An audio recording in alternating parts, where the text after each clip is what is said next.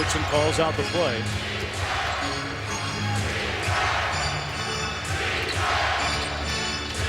Woodson talked about working to get Novak some more touches and looks. Potentially giving him another weapon down the stretch. He's had some big games for them. But this is J.R. Smith. At the expiration of the shot clock, no good. Wow, it's going to be a foul call. No foul called miraculously. Shumpert misses. Tipped out. Smith gets it. And he's fouled. And he runs over Dunleavy. In a strange and almost bizarre sequence of events. Ball handler turned it over because he got fouled. I mean, to me, that was an obvious one that was missed out front. That's the 14th foul on, third on the Bucks. New York has 4. Smith at the line.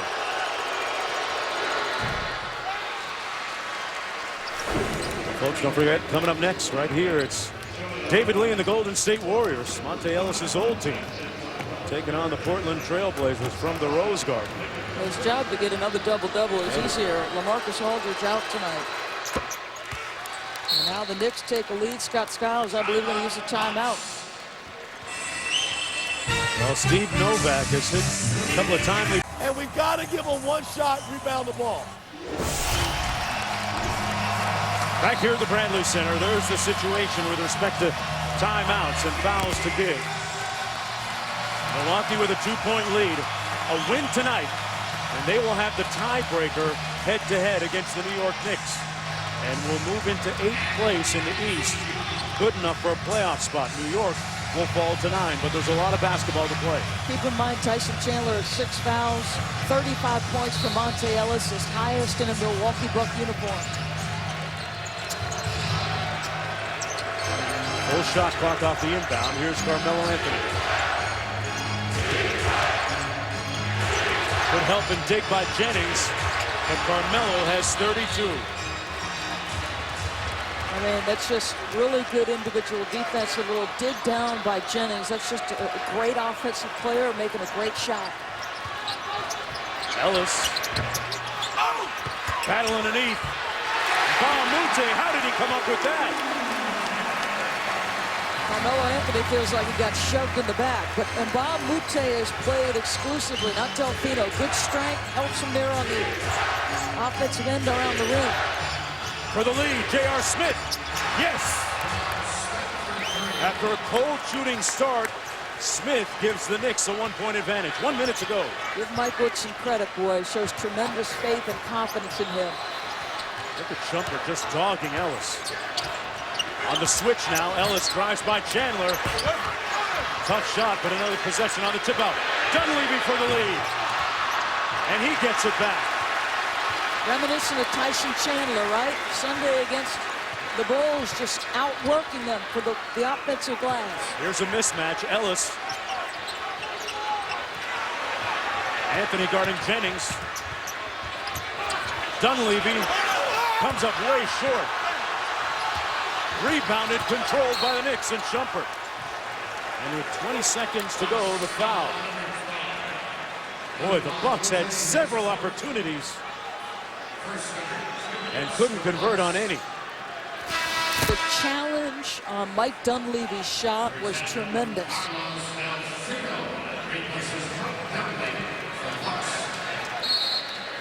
Both teams shooting the bonus. No fouls to give with 20.5 to go. It's a long way from Beijing, China, where he was playing just a couple of months ago, to Milwaukee, Wisconsin. But there's something very in the Knicks. Mike Woodson has him playing D. Well, how about this effort from Carmelo Anthony? How many times do you see this guy do this?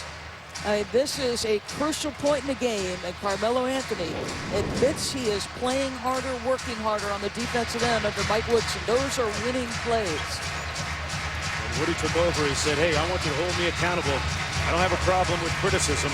Anything I can do to make this team better, you let me know.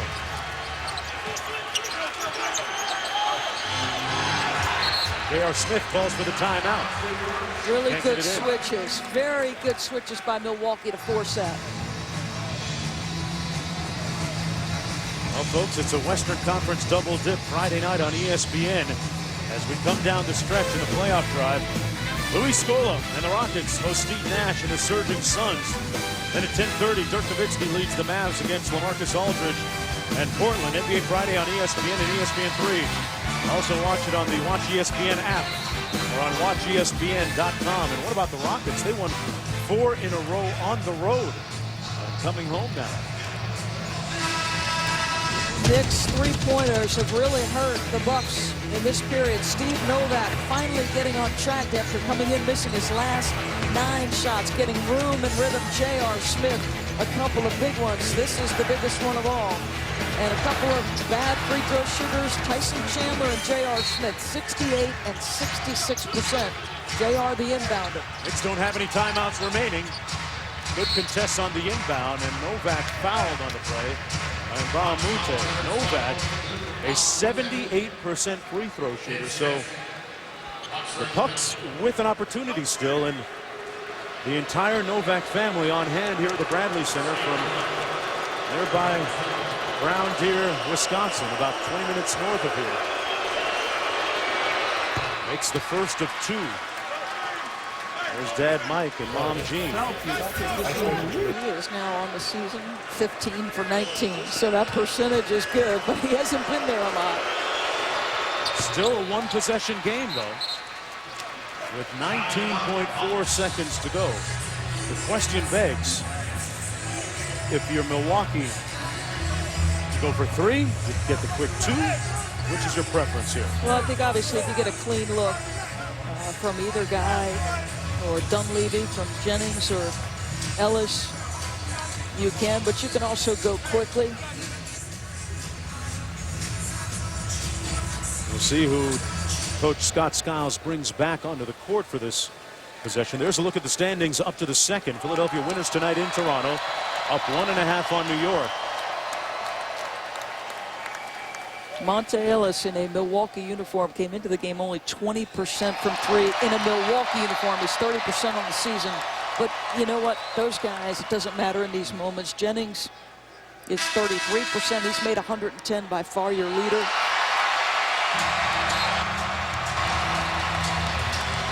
Scott Skiles has some decent three-point shooters at his disposal on this possession. Ilyasova leads the team at 44%, and Dunleavy has knocked down his share of threes this year, 43% amongst others.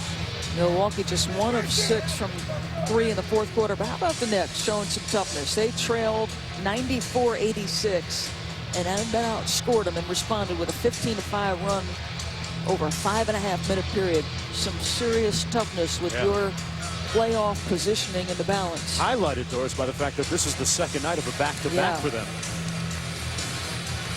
A little bit of an advantage that they played just down the highway a little bit in Chicago. Didn't have that far to go, but a road game is a road game. 19.4 to go. Ellis to inbound. Delfino, an extra 3-point shooter on the floor.